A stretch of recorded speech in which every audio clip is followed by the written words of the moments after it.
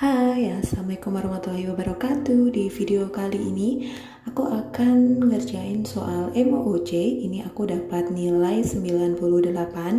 Kalau kalian mau tahu cara ngerjainnya dan jawabannya seperti apa, ikutin terus videonya sampai habis ya. Oke, kita masuk ke soal yang pertama. Sisi dimensi reflektif dari etika publik berfungsi sebagai A. Bantuan dalam menimbang pilihan sarana kebijakan publik dan alat evaluasi. B. Jembatan antara norma moral dan tindakan faktual. C. Layanan publik yang berkualitas dan relevan. D. Membentuk integritas pelayanan publik. Jawabannya adalah yang A. Bantuan dalam menimbang pilihan sarana kebijakan publik dan alat evaluasi. Dan kemudian pertanyaan yang berikutnya nomor 2 terkait dengan identifikasi dan penyelarasan nilai-nilai anti korupsi. Dari pernyataan di bawah ini manakah yang tidak tepat? A. Menentukan skala prioritas atau mendapatkan nilai-nilai anti korupsi yang paling inti akan memudahkan untuk implementasinya. B. Jika nilai-nilai inti telah dilaksanakan, maka nilai-nilai anti korupsi lainnya akan sekaligus telah dilaksanakan pula. C. 9 nilai dasar anti korupsi tidak dapat digabung-gabungkan karena akan menghilangkan kesempurnaan pelaksanaannya. D. Memutuskan 3 nilai dasar anti korupsi yang paling signifikan akan membuat proses internalisasinya lebih terfokus. Dan jawabannya yang benar adalah yang C. 9 nilai dasar anti korupsi tidak dapat digabung-gabungkan karena akan menghilangkan kesempurnaan pelaksanaannya. Dan pertanyaan yang berikutnya, 3. Berikut adalah ciri-ciri penting yang membedakan antara sektor publik dan sektor swasta, kecuali A. Sektor publik lebih ketat dalam menjaga standar komitmen dan legalitas. B. Sektor publik memanfaatkan lebih banyak orang yang memiliki motivasi yang sangat beragam. C. Sektor publik harus beroperasi demi kepentingan publik. D. Sektor publik kurang mempunyai peluang yang lebih besar untuk merespon isu-isu keadilan dan kejujuran. Dan jawabannya benar adalah yang D. Sektor publik kurang mempunyai peluang yang lebih besar untuk merespons isu-isu keadilan dan kejujuran. Dan pertanyaan yang berikutnya nomor 4, apakah yang dimaksud dengan prinsip tender loving care? A. Memperlakukan orang lain atau pelanggan sebagaimana ingin diperlakukan. B. Memberikan pelayanan dengan cepat. C. Memberikan pelayanan dengan ramah. D. Memberikan pelayanan dengan tepat waktu. Jawabannya benar adalah yang A.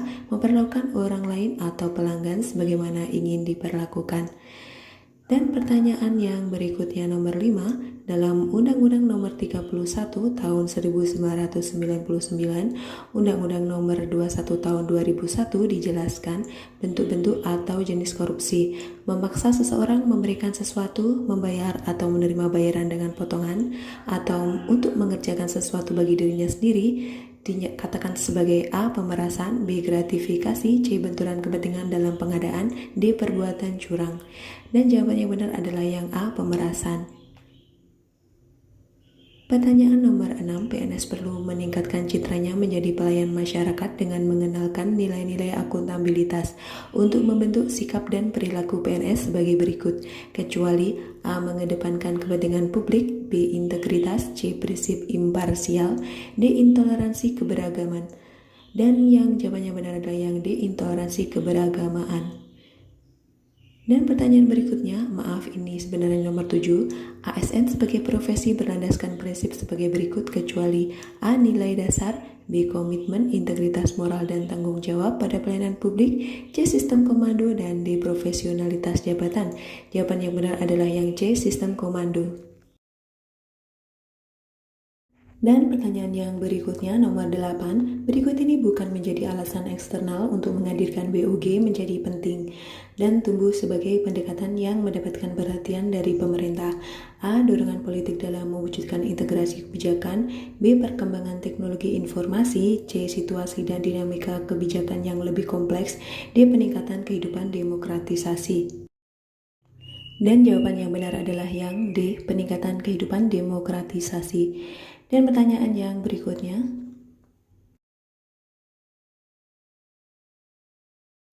nomor 9, paham idealisme etik mengatakan bahwa A. Pada dasarnya setiap manusia adalah baik namun suka hal-hal yang tidak baik. B. Pada dasarnya setiap manusia adalah tidak baik namun suka hal-hal yang baik. C. Pada dasarnya setiap manusia adalah tidak baik dan suka hal-hal yang tidak baik. D. Pada dasarnya setiap manusia adalah baik dan suka hal-hal yang baik. Dan jawaban yang benar adalah yang D. Pada dasarnya setiap manusia adalah baik dan suka hal-hal yang baik. Dan pertanyaan yang berikutnya, nomor 10, PNS dapat berpindah antar dan antara kelompok jabatan berdasarkan kepada A. Kualifikasi kompetensi dan penilaian kinerja, B. Kompetensi kualifikasi dan permintaan pimpinan, C. Penilaian kinerja keinginan pimpinan dan kualifikasi, D. Penilaian kinerja kompetensi dan keinginan pimpinan. Dan pertanyaan yang benar adalah yang A. Kualifikasi, kompetensi, dan penilaian kinerja. Dan pertanyaan yang berikutnya, nomor 11, disebut dengan apakah kebijakan yang dibuat oleh pemerintah dengan cara membatasi ruang gerak individu agar tidak merugikan individu yang lain. A. Protective Regulatory Policy, B. Competitive Regulatory Policy, C. Non-Excludable Policy, D. Non-Rivalry Policy. Jawaban yang benar adalah yang A. Protective Regulatory Policy. Dan pertanyaan yang berikutnya, 12. Berikut adalah bentuk nyata dari sikap respectful seorang ASN kecuali A. Mematuhi perintah atasan dan tidak suka membantah, B. Menghargai pendapat dan usul pengguna jasa, C. Seorang atasan hendaknya juga mau mendengar pendapat bawahan, D. Mendengar dengan sungguh-sungguh apa yang dikatakan pengguna jasa. Dan jawaban yang benar adalah yang D. Mendengar dengan sungguh-sungguh apa yang dikatakan pengguna jasa. Dan pertanyaan yang berikutnya, nomor 13, manakah yang termasuk barang privat? A. Jalan tol, B. Fasilitas bandara, C. Mobil, D. Udara bersih. Dan jawaban yang benar adalah yang C. Mobil. Dan pertanyaan yang berikutnya, nomor 14, berikut adalah makna dari servis menurut Christopher H. Lovelock kecuali A. Tidak berwujud, B. Berlangsung sesaat, C. Ada bentuk yang dapat dimiliki, D. Dapat dirasakan. Jawaban yang benar adalah yang C. Ada bentuk yang dapat dimiliki. Dan pertanyaan yang berikutnya, nomor 15, harga-harga infrastruktur akan jauh lebih tinggi. Inilah salah satu dampak dari korupsi. Hal ini dikemukakan oleh A. Debken and Latauntain, B. Golden and Pichi, C. Gupta Davodi and Alonso Teme, D. Paulo Mauro. Dan jawaban yang benar adalah yang B. Golden and Pichi. Dan pertanyaan yang berikutnya, nomor 16, nasionalisme merupakan hasil perpaduan beberapa faktor antara lain adalah faktor politik, faktor ekonomi, faktor sosial, dan faktor intelektual dalam suatu taraf sejarah. Hal tersebut merupakan pendapat dari A. Sun Yat-sen, B. Louis Schneider, C. Han Kon, D. Otto Bauer. Dan jawaban yang benar adalah B. Louis Schneider. Dan pertanyaan yang berikutnya,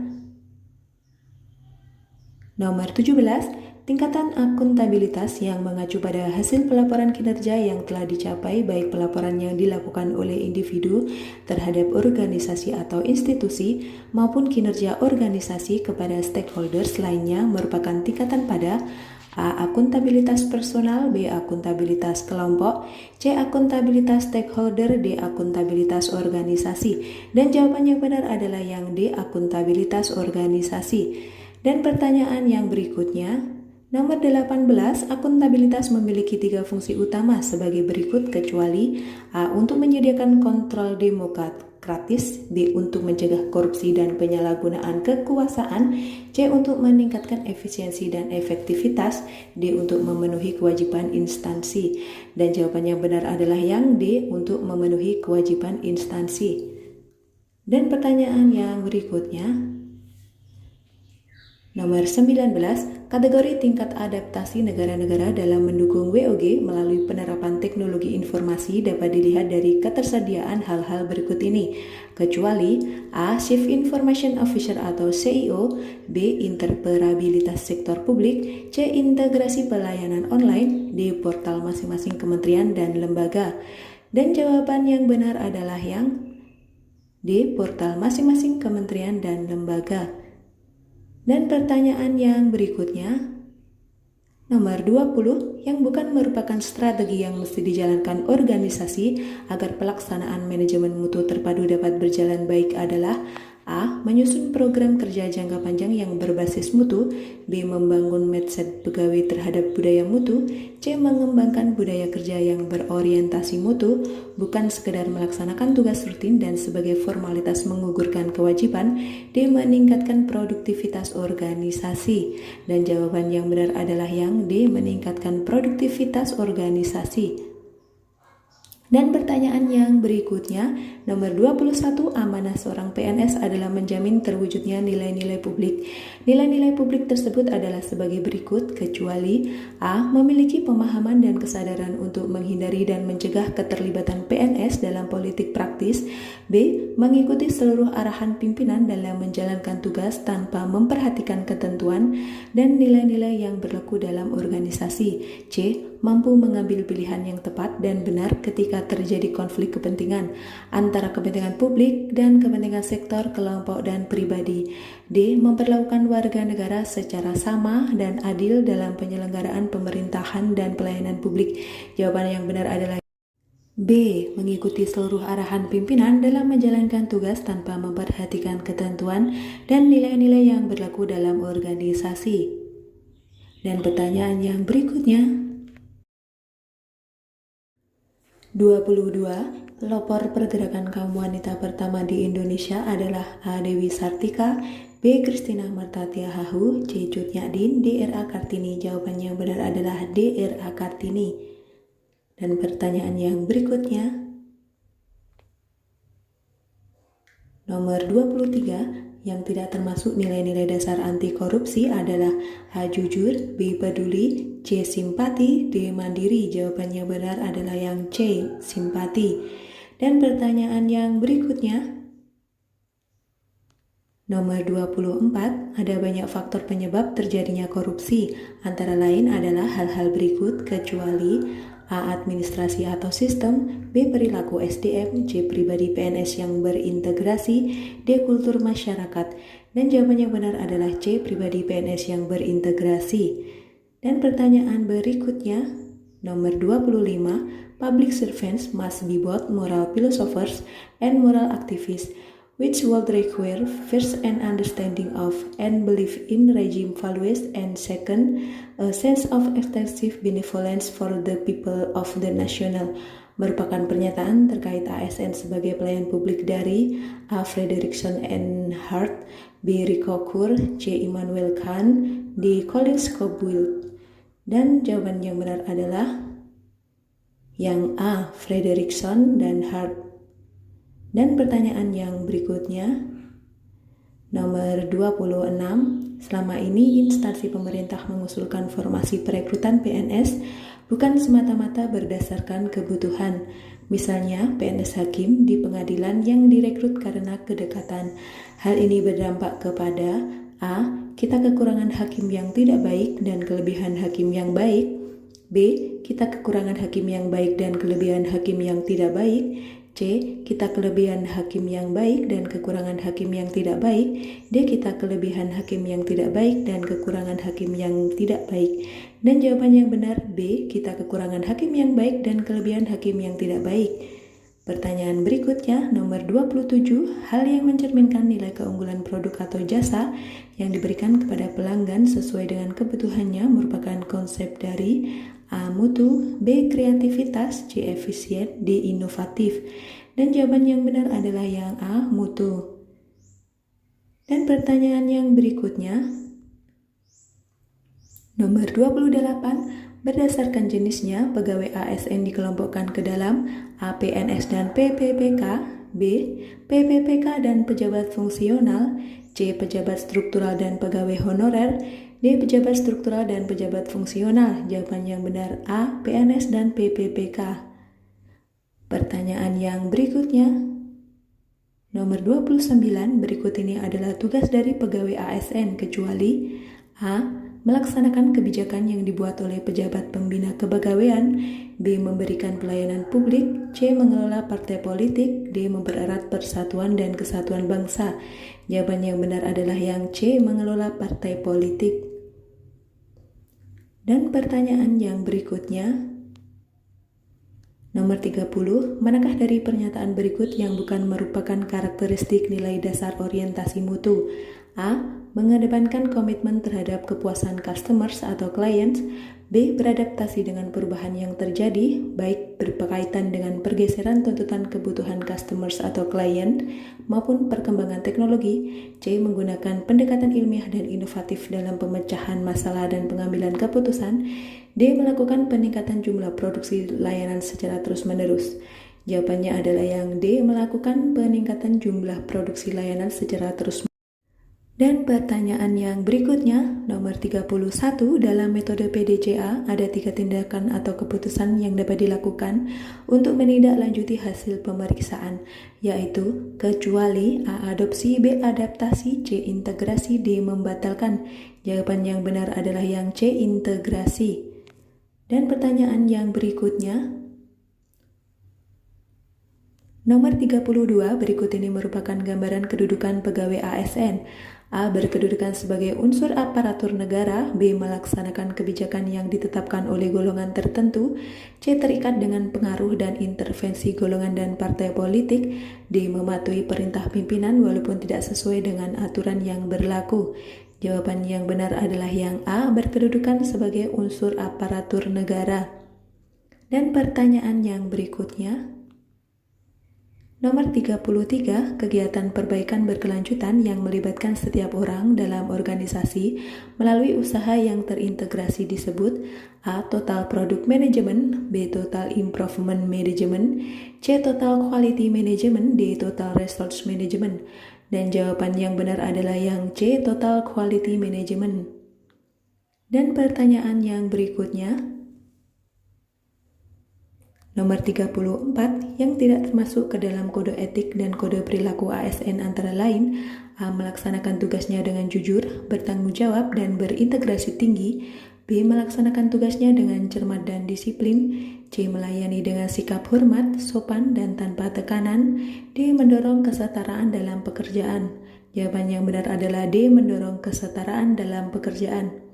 Pertanyaan yang berikutnya, nomor 35, berikut ini yang bukan merupakan strategi manajemen ASN dalam menerjemahkan konsep sistem merit adalah A. Open Recruitment, B. Talent Management, C. Fair Assessment, D. Spoil System. Jawaban yang benar adalah D. Spoil System. Dan pertanyaan yang berikutnya, nomor 36, saat ini masih terdapat instansi pemerintah yang melakukan promosi bagi pegawainya dengan praktek spoil system. Berikut ini merupakan bentuk dari spoil system kecuali A. Memilih berdasarkan afiliasi politik, B. Menggunakan tools assessment tertentu, C. Memberikan promosi tanpa indikator yang jelas, D. Kurang jelasnya akses informasi mengenai promosi. Jawabannya benar adalah B. Menggunakan tools assessment tertentu. Dan pertanyaan yang berikutnya,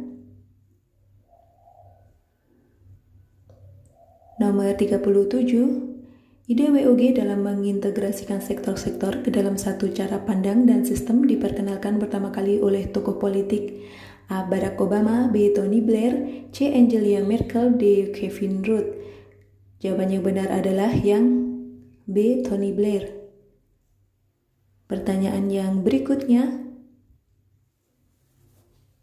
38, pendekatan wall of government di beberapa negara dipandang sebagai bagian dari respon terhadap ilusi paradigma. A. Old Public Administration, B. Good Public Management, C. New Public Management, dan D. New Public Service. Jawaban yang benar adalah yang C. New Public Management.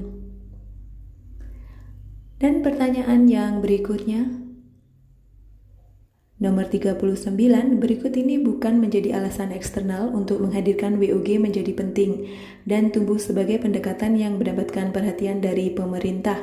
A. Dorongan publik dalam mewujudkan integrasi kebijakan, B. Perkembangan teknologi informasi, C. Situasi dan dinamika kebijakan yang lebih kompleks, D. Peningkatan kehidupan demokratisasi.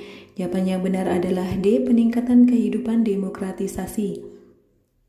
Dan pertanyaan yang berikutnya, nomor 40, pendekatan WOG dapat dilihat dan dibedakan berdasarkan perbedaan kategori hubungan antara kelembagaan yang terlihat secara kontinum mulai dari yang parsial atau soft sampai dengan penuh atau full adalah sebagai berikut. A. Koordinasi, integrasi, kedekatan, dan pelibatan. B. Koordinasi, kedekatan, dan pelibatan integrasi. C. Integrasi, kedekatan, dan pelibatan koordinasi. D. Kedekatan dan pelibatan koordinasi integrasi. Jawaban yang benar adalah A. Koordinasi, integrasi, kedekatan, dan pelibatan. Pertanyaan yang berikutnya, nomor 41, dalam konteks Indonesia, berikut ini menjadikan BUG menemukan kepentingannya untuk hadir mengawal tumbuhnya nilai-nilai perekat kebangsaan yang akan menjamin bersatunya elemen-elemen kebangsaan ini dalam satu frame NKRI kecuali A. Keberagaman latar belakang, nilai, budaya, adat istiadat. B. Adanya potensi disintegrasi bangsa. C. Keberagaman pendidikan dan kapasitas. D. Keberlimpahan sumber daya alam. Jawaban yang benar yang B. Adanya potensi disintegrasi bangsa. Dan pertanyaan yang berikutnya, nomor 42, mengembangkan rencana aksi dalam metode PDCA merupakan langkah yang terdapat pada A. Plan atau perencanaan, B. Do atau melaksanakan, C. Cek atau pemeriksaan, D. Act atau melakukan tindakan. Dan jawaban yang benar adalah yang A. Plan atau perencanaan. Dan pertanyaan yang berikutnya, nomor 43, responsibilitas terbagi atas dua aspek, yaitu A. Responsibilitas perseorangan dan stakeholder, B.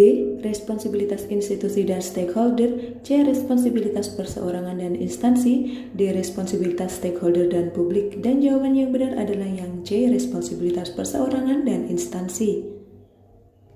Dan pertanyaan yang berikutnya, nomor 44, alat akuntabilitas birokrasi di Indonesia antara lain sebagai berikut kecuali A. Perencanaan strategis, B. Alokasi anggaran, C. Kontrak kinerja, dan D. Laporan kinerja. Dan jawabannya benar adalah yang B. Alokasi anggaran. Dan pertanyaan yang berikutnya, nomor 45, pergerakan nasional yang memperjuangkan cita-cita Indonesia merdeka melaksanakan dengan taktik kooperasi. Artinya, A. Menolak kerjasama dengan pemerintah Belanda, B. Melakukan kerjasama dengan pemerintah Belanda, C. Melakukan aksi gerakan politik di bawah tanah, D. Mendirikan koperasi untuk memperkuat koperasi Indonesia.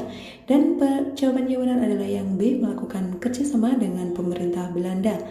Dan pertanyaan yang berikutnya, nomor 46, penderitaan yang dialami rakyat akibat penjajahan Belanda mengakibatkan A. Melahirkan politik balas budi penjajah, B. Menyulitkan persatuan bangsa, C. Mempengaruhi timbulnya pergerakan nasional, D. Menggugah semangat penjajah. Jawaban yang benar adalah C. Mempengaruhi timbulnya pergerakan nasional. Dan pertanyaan yang berikutnya, nomor 47, jika dalam pelaksanaan tugas tidak memperhatikan efektivitas dan efisiensi, maka akan berdampak pada hal-hal berikut ini, kecuali A. Ketidaktercapaian target, B. Pemborosan sumber daya, C. Menurunkan kredibilitas organisasi, D. Menimbulkan kerugian pada organisasi. Dan jawaban yang benar A. Ketidaktercapaian target. Dan pertanyaan yang berikutnya, nomor 48, alat pemastian mutu pelanggan terdiri dari A. Standar pelayanan pelanggan, ganti rugi pelanggan, jaminan mutu, audit mutu, penanganan keluhan pelanggan, dan ombudsman.